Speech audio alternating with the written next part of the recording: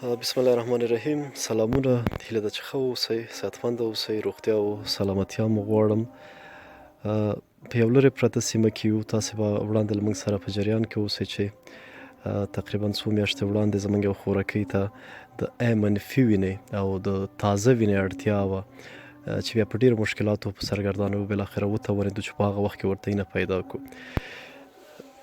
زه دلته زما یو خورکۍ ده له ما سره ناسته ده. زه نه غواړم چې هغه د انساني حرمت او د دوی هغه کوم زموږ او ستاسې کوم کلتور او عنعنات چې دي د هغې په نظر کې نیولو سره زه د دې خورکۍ مخ یا هویت تاسې ته ښکاره کړم. دا خورکۍ د وینې تکلیف لري چې دې ته په هره میاشت کې ډاکټران توصیه کوي چې دا A منفي تازه وینه، یعنې هغه وینه چې په یخچال کې ساتل شوې اوسي، هغه وینه د دې په درد نه لګېږي. دې دپاره تازه وینه پکارېږي چې هغه ورته په کوم ماشین کې بیا په سپینه وینه باندې تبدیلوي. د دوی زه به یې په ساده اصطلاح د دوی ژوند زه تاسو ته تشریح کړم چې که خدای مکه دوی دغسې حالت ته نه دی چې تکلیف پرې نه دی او دوی دې ته آماده شول چې راشي د کمرې مخې ته کښېني او موږ او تاسو سره خپل مشکل شریک کړي. یعنې که دغه مشکل دوی نه درلود، شاید د دې فامیل زما دا درنه خورکۍ هېڅکله هم دې ته آماده شوې نه وه چې راشي د کمرې مخې ته. موږ واقعا دغلته د شرمندګۍ احساس ځکه کوو چې کاشکې مو کولی شو چې موږ بې له دې عکاسۍ یا بې له دې شریکولو د دې خورکۍ لپاره یو څه کولی شو، نو موږ به هېڅکله هم خپله دا خورکۍ په دې یخ کې په دې مریض ځان نه وه راوستې، دغلته به هم نه وه کېنولې. دا خورکۍ د وینې تکلیف لري، اقتصادي حالت یې تاسې خپله وینئ چې دغسې ژوندونه دي، د اطراف ژوند دی، د کلي ژوند دی. پلار به یې دومره وګټي چې د خپلو اولادونو دپاره پې فقط هغه د ماښام دیګ ګرم کړي یا ماښام دپاره به ورته ډوډۍ اماده کړي. د کمی کې زه یوازینۍ غوښتنه له تاسې نه دا لرم چې دوی ډاکټر ته دا وړې ده په دې وروستیو کې، یو خو هغه میاشت په میاشت د وینې موضوع ده چې هره میاشت دا باید دا خورکۍ وینه تبدیله کړي، خو د دې تداوي هم مهمه ده چې دا خورکۍ د دې خورکۍ عمر شاید 16 کاله 17 کاله دغونه عمر واوسي. د دې تداوۍ لپاره د ډېرو زیاتو پیسو اړتیا ده. خورکۍ ډاکټرانو څه ویلي چې څومره روپو ته اړتیا ده؟ کاکا ته هم کولی شي ووایي. او تېره ته خیر دلته دغلته کښېنه کاکا. دغه زه یو دقیقه کاکا، ما سره د دې خورکۍ پلار ناست دی. کاکا ته ټول جریان شریک که.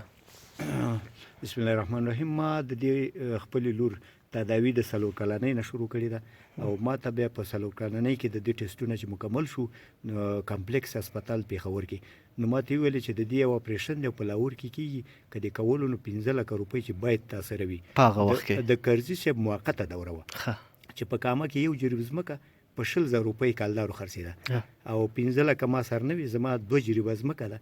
یعنې که په هغه وخت کې تا خرڅه کړې وه دا 40,000 دا پې نه کېده. نو هغه اوس ما فعلا ګرو کړې ده د همدې تداوۍ لپاره او نور زه د خپو نه ولیدلی او نشم کولی چې دغه ډاکټر ته بوزم او هغه د 2,000 روپو نسخه ورته واخلم د کالدارو. اوس لپاره چې تا ورته کومه دوا شروع کړې ده، د خورکۍ په تکلیف ته کاکا خبرې زر کوو، زه راحته نه یم چې دا خورکۍ د یخ کې ناسته اوسي. اوس دپاره ډاکټرانو څه ویلي؟ اوس دپاره ایملشیزي ډاکټر صاحب ما ته وویلې چې عینه مو ورته واچوله، بیا م راوسته هغه ته، هغه ما ته یوه نسخه راکړه، ویل دا نسخه چې څنګه خلاص شوه فوري بیا ما ته راولي. اوس نسخه خلاص شوې ده، هغه تقریبا د 2,000 روپو نسخه وه. اوس نسخه خلاص شوې، ما سره نور نشته، د لارې کرام نه لرم چې زه دا بوزم. نو ډاکټر ته خو سړی په قرضو نشي دی که نه، او ولس کې ما ډېر کوشش وکړو خو تر ننه ما 2,000 روپۍ هم نه دي پیدا کړي چې زه چا نه قرض واخلم او ویسم او د ده تداوي پې وکړم.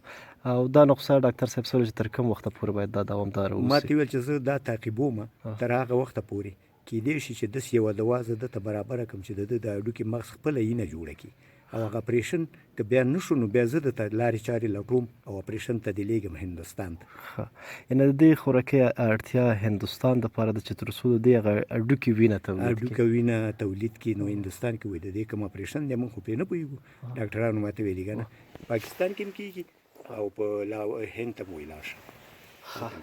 زمونږ هغه هیوادوال چې غواړي د دې خوراکۍ سره کومک وکړي په مستقیم ډول کولی شي د خوراکۍ د پلار د ټلیفون شمیره ده، زه به بیا په سکرین هم ولیکم: 003 88 310 88 2.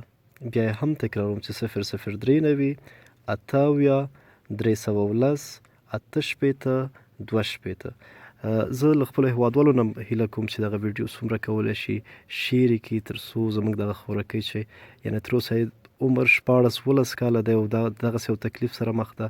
که خدای وکړي زموږ او ستاسې هیوادوال دې ته آباده شي چې لږ کومک هم که د خوراکۍ سره وکړي کولی شي دا زموږ او ستاسې لپاره موږ او تاسو سره همیش لپاره په همدغه دنیا کې سلامت او روغ او د خپل فامیل تر څنګ اوسي.